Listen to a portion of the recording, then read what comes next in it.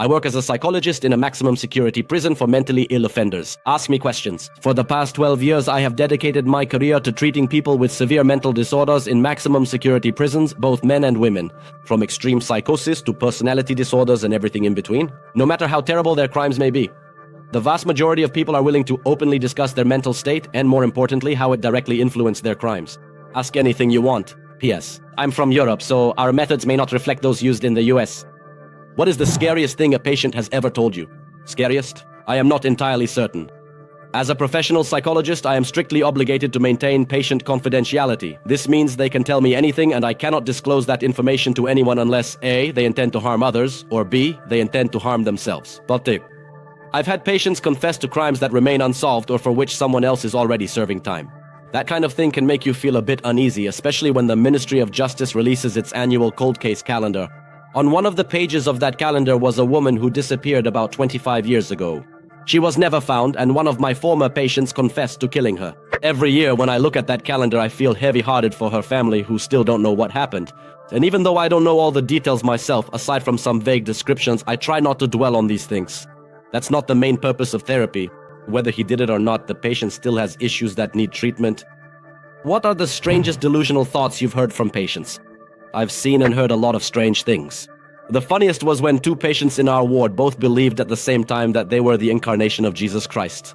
One day they sat down together at a table and started talking. During their conversation, they got to know each other better and realized that both of them thought they were the same person. Even for patients with psychosis, that was hard to process. One said, "I'm Jesus because I have 7 fingers." The other replied, "No, I'm Jesus because I can heal the sick with a touch." They were both very confused. At some point, one of them left the ward and went back to his cell while the 7-fingered Jesus came up to me with a completely serious face and said, "That guy is some kind of psycho. He actually thinks he's Jesus and can heal the sick."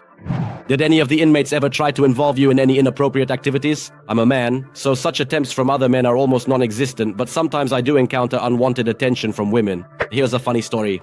In prison, everyone knows each other, like in a small village. Once, a few years ago in December, I received a Christmas card from a female inmate I hadn't worked with directly. The card was quite harmless, just a wish for happy holidays. I didn't respond to it in any way, but later, when I met this woman, I mentioned the card to her in a joking tone. 2 weeks later, I received a whole manifesto from her confessing her love. 12 pages of text about the life we would have together and our future children. To be honest, it was funny, but on the last page there was a drawing of her intimate body parts. She added that since she couldn't send me a photo on my phone, this was the closest to reality she could offer. It was a kind of attempt to convince me. We discussed this incident, but since she was just a woman with delusional thoughts, the conversation didn't really lead to anything. In the end, she was transferred to another place. Has a patient ever deceived you? Yes, there was a case with a woman who, during therapy, seemed very open and willing to self-reflect. At the same time, I knew from the staff that she was quite a pain in the neck. I was told that she even manipulated other inmates, but it was hard for me to believe because in therapy she showed a completely different character. When evidence of her manipulation started to emerge, her behavior changed in therapy as well. She grew to be more hostile and then eventually stopped our sessions. It's still hard for me to believe that her sincerity in therapy was completely fake.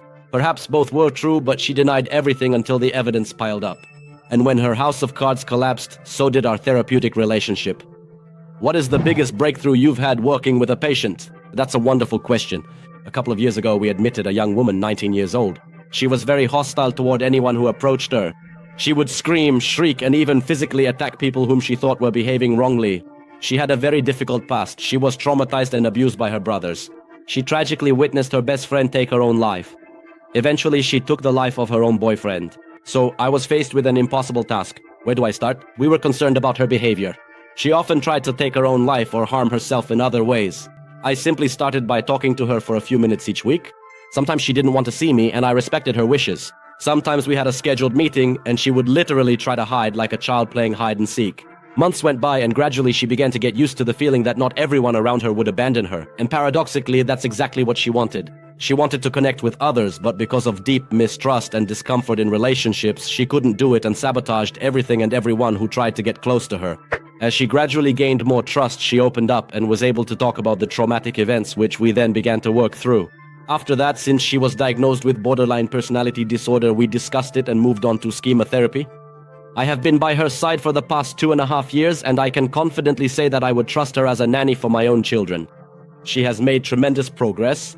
There is no more hostility, no more self-harm, no more shouting or screaming. She is smart and she is trying to make the best out of this bad situation. She still has a long way to go because she faces a lengthy prison sentence, but she shows promise. What is the funniest crap you've ever encountered? There was a man in my ward, let's call him Donald. He had a delusional psychosis, but it was so subtle that he could convince others he was a completely different person. Donald would convince new staff members that he was also an employee, and he would persuade other patients that he was a mediator between them and the prison warden. One day we got a new patient. The man looked terrible. He was a drug addict, and the effects of crack use were clearly visible on his face. Donald came into the ward, felt sorry for this guy, and tried to help him. Or at least it seemed to me that he wanted to help. Donald asserted and claimed that he was a dentist who specialized in treating addicts with damaged teeth. He went to the kitchen and carefully prepared some kind of toothpaste, especially for this particular new patient of his. Donald was so convincing and charming that it was hard for people to question his intentions. He instructed the patient to apply the paste to his teeth, not to rinse it off, and to leave it on overnight. And the patient did exactly that. At night, when the cell doors were locked, this patient called for help. It turned out that Donald's special toothpaste actually caused third-degree burns in his mouth. He had to be hospitalized for several days, and the remaining teeth had to be removed. In the end, although the events unfolded in a rather strange way, the new patient was happy with his brand new teeth. Maybe this story doesn't seem very funny to you, but if you work in a prison long enough, moments like these will really make you laugh. So people with severe mental disorders, schizophrenia, bipolar disorder, and so on, live side by side with those who have personality disorders. I can understand if someone has schizophrenia and kills someone because of their delusions, then their illness is the cause of the crime. But can we say the same about personality disorders, where people are more likely to be aware of their actions and commit crimes fully understanding what they're doing? Which diagnosis is the hardest to treat? There are several questions here at once. I'll try to answer them as concisely as possible. We try to separate strong patients from weak ones. It may sound a bit harsh, but the reality is that psychopaths take advantage of the weak. If someone has an intellectual disability, schizophrenia, or severe depression, we try to place such patients in the same ward since they are less likely to negatively influence each other. We try to keep people with personality disorders together in a different ward. However, most people have more than one diagnosis. This means that when a person has been successfully treated for psychosis, there is a high likelihood that they also have a personality disorder. It was simply overshadowed by the psychosis. In such cases, we try to transfer them to the appropriate ward. In the Netherlands, we have a system where if you can prove that you are mentally ill, it will affect your prison sentence. For example, if you have schizophrenia and commit a crime while in a psychotic state, you will be assigned mandatory treatment in a maximum security facility. However, if you have a personality disorder, things are a bit more complicated. A personality disorder is always present, but it does not distort reality to the extent that you are unable to make conscious decisions. That's why we usually combine a prison sentence with mandatory treatment. Prison is for those who are capable of thinking rationally, and treatment is for those who are not. The most difficult diagnosis, without a doubt, is a personality disorder. This is because changes in personality take years. For example, psychosis can be treated relatively well with medication, but there is no pill for antisocial personality disorder. There are certain types of psychotherapy that yield relatively good results, but there is no universal formula for success. Sometimes after many years of treatment, you may come to the conclusion that a person is simply not capable of responding to therapy. In the Netherlands, we have what is called long-term inpatient care. It is a maximum security facility for such individuals. They remain there for life or until they become receptive to therapy. Are there any noticeable patterns in the behavior of strong patients and their interactions with each other? If there are several patients with personality disorders, especially antisocial or borderline, you can observe a lot of so-called monkey behavior among them. Specifically speaking about men, the one who feels like the leader tries to demonstrate it. This works until another person appears who also wants to show their superiority. Sometimes this leads to physical conflicts, but most often it just ends in verbal altercations. Among women, this kind of behavior is less common, but they are very skilled at damaging reputations. That's why you can notice that 1 or 2 women in the group are actively isolated. Additionally, since self-harm is more common among women, you can observe an imitation effect among them. One person cut herself, and the next day another did the same. Could you please explain the concept of religious delusions, especially in the context of how a person can experience delusions and still act logically? I have survived a cruel, abusive experience. My mother was extremely logical and calculating. She drove several people to suicide, including her own parents. She considers herself a prophet of God. I grew up under strict control. I've seen a therapist and psychiatrist for years. Similar cases are hard to find. I want to understand my mother better. Delusional ideas based on religion are a very common occurrence. I would say that this is one of the most widespread types of delusions. At least in my practice, there is a difference between considering yourself an angel carrying out God's will and outright narcissism. For people with delusional ideas, it often happens that these ideas completely consume their lives. They lose their jobs, friends, and loved ones because all they can talk about is their delusion, and they are completely unreceptive to other points of view. Let me give you an example. I met a woman who believed she was the wife of a famous DJ. She introduced herself as his wife, said that they lived together, had children, and so on. Obviously, that wasn't the case, since this DJ was actually the reason she ended up in jail. She was stalking him, and her entire identity revolved around this DJ. This is a classic example of delusion. Even the other patients considered her crazy despite having serious mental issues themselves. No one wanted to talk to her because everything she said was absurd, like claiming she inspired the music he played. At the same time, she could start talking about this in normal conversations, completely out of context. What keeps you up at night? Do you ever face ethical dilemmas or have a disproportionate fear that anyone could have such tendencies? And were there any events in your childhood that led you to study and work in this field? I often hear the phrase, your pain is your reason. I'm curious, was there anyone among your family or friends whom you wanted to understand better? You don't have to answer if it's too personal. Thank you. Yes, absolutely. My wife, who is also a psychologist, has the same fears. If you work in one place long enough, you start to notice behavioral patterns very quickly. It's like a chef who can tell when the meat is perfectly cooked. When I'm in a public place and someone interacts with my wife, or even worse, with my daughter, I tend to assume the worst. Fortunately, I know that most people are normal, but I spend so much time with the most disturbed people in society that there's a risk of losing the sense of where normality ends and abnormality begins. I can't say there was any particular incident, but I noticed at a fairly young age that I was good at reading other people's moods. At school, I could talk to other kids who were having difficulties in a way that, at least it seemed to me, other children, and maybe even adults, could not. And I've always had an interest in criminal psychopaths. Maybe I was influenced by movies like The Silence of the Lambs. Honestly, I wanted to become a profiler for the FBI, but since that's not possible in our country, I chose this path, and I'm very happy with the choice that led me to my career. What mental factors influence the fact that diagnosed psychopaths and sociopaths are unable to rationally realize that the crime they commit, which seems impulsive, can lead to their capture and conviction? I understand that boredom and the desire to feel something more can push them toward committing crimes, but wouldn't selfish thinking make them weigh the consequences and realize it's not worth it? The thing is, contrary to popular belief, they are not smart. They act first and think later. Psychopath is not an official diagnosis, but when it was in the past, intelligence was not one of its criteria. This means that even a person with intellectual limitations can be a psychopath if they have enough symptoms to meet the diagnosis. Of course, there are those who think they can outsmart others. Instead of acting impulsively, they plan things out, and some of them actually succeed, but most do not. Psychopathy is often found among people in leadership positions. This trait is helpful if you don't feel guilty about laying off 1,500 people to save the company. We are talking about those very intelligent psychopaths who really do pose a threat to society, though not in a legal sense. What can you tell us about your patients with borderline personality disorder? What kinds of crimes do they commit? I'm particularly focused on the experiences of men. As a man with BPD, I feel that many of us go completely overlooked and end up in prison. Men with borderline personality disorder are less common than women, and this also applies to the prison population. If we highlight one main difference between men and women in how they express difficulties with emotional regulation, it's that women tend to internalize, turn inward, while men tend to externalize, express outwardly. If you have borderline personality disorder, you at the very least have difficulties managing your emotions. Men are simply more likely to explode, while women are more likely to withdraw into themselves.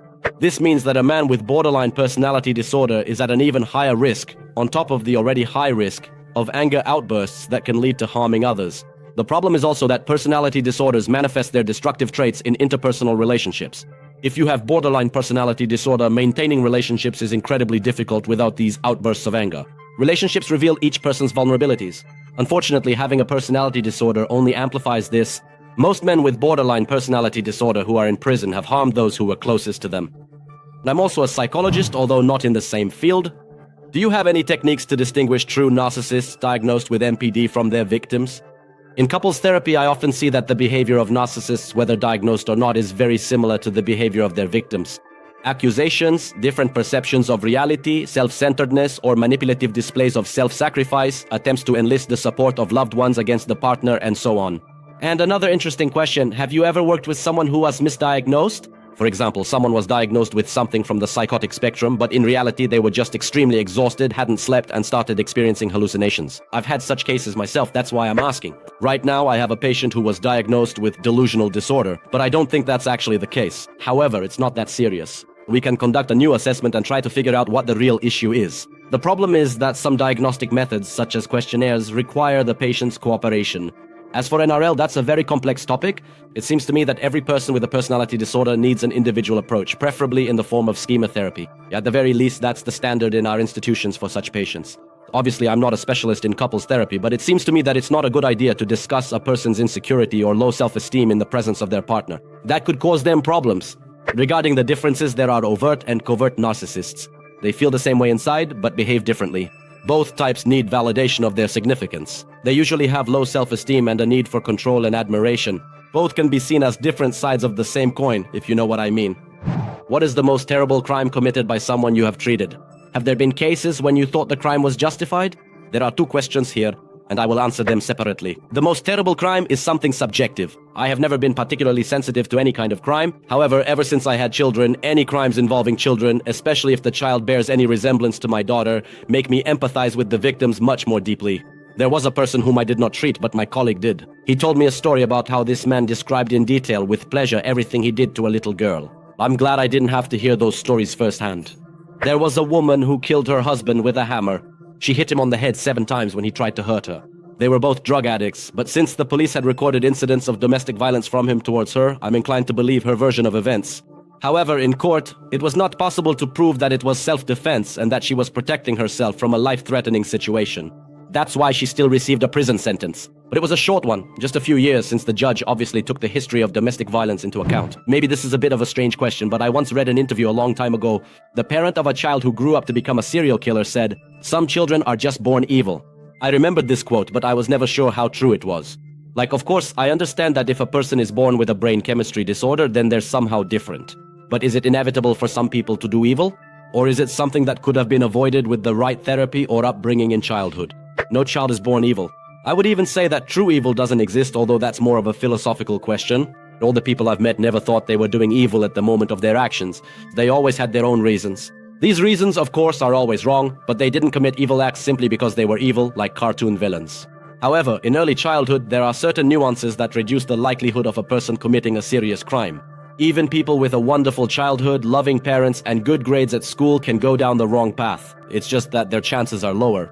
Can you teach us how to recognize safe people and avoid the most dangerous and toxic ones in society? Avoid people who can't control their emotions. Avoid people who control their emotions too well. Do you see the difficulty here? People with antisocial behavior are often easy to spot. They are impulsive, rude, break the rules, and lack any sense of morality. But the most dangerous are those who have bad intentions but know how to disguise themselves. However, you can only recognize them through interacting with them. Everyone eventually shows their true colors at some point. You just need to know how to apply the right kind of pressure on a person for these traits to reveal themselves. For example, narcissists don't like being told that their ideas aren't that great. A healthy narcissist will handle this in a professional manner. A toxic narcissist will try to make you feel guilty, as if it's your fault that their ideas are bad. In the 19th century, there was a science called phrenology, which claimed that you could predict criminal behavior by the shape of a person's skull. Unfortunately, that's complete nonsense, even though it would be convenient if it were true. If you could predict everything, then you could also eradicate criminal behavior. But we can't. We have to deal with it in a reactive way. I'm curious, has interacting with people influenced your thoughts on the death penalty? As far as I understand, it doesn't exist in Europe. There is no death penalty in Europe. In talking with people, I have repeatedly encountered patients who are simply a burden to society. No matter what their crimes are or how responsive they are to treatment, I am not in a position to judge them. I'll put it this way, I know a person who killed his entire family. He is a remarkable patient, very receptive to therapy and capable of excellent self-reflection, including about his behavior and his crimes. I enjoy talking with him, or rather, I used to. He is no longer on my list of patients. And there is a woman who is also my patient. She was convicted of arson in which no one was harmed. She has been in our prison system for more than 15 years because she is almost completely unresponsive to any therapy. Despite her crime not being particularly serious, her behavior during treatment makes her too great a threat to society to be released. And another question, what patterns do you notice among those who are receptive to treatment and rehabilitation and those who are not? How has this affected your personal views on ethics and morality? Thank you. Patients who are most receptive to therapy usually have a higher level of cognitive abilities. This does not mean that people with intellectual disabilities are completely unreceptive, but the ultimate goal for them may be different. A more intelligent person may be able to fully regain control over their life after prison, whereas a person with intellectual disabilities will most likely need professional help continuously, even after being released. Of course, there are those who believe they have no problems at all and that the problems lie only with those around them. It is more difficult to work with them. Having strong and effective skills in discussion and argument are required to convince a person that the problems that are surrounding them are actually connected. if not entirely, then at least partially, to their own unsuitable personal behavior. Isn't there a concern that smarter patients, who are supposedly receptive to therapy and able to reflect on their actions, are simply playing a role and saying what they think others want to hear, because it's easy for them to understand what is expected of them? It has always seemed to me that intelligent criminals can easily fake remorse and tell the therapist stories about their childhood or emotions that obviously sound right.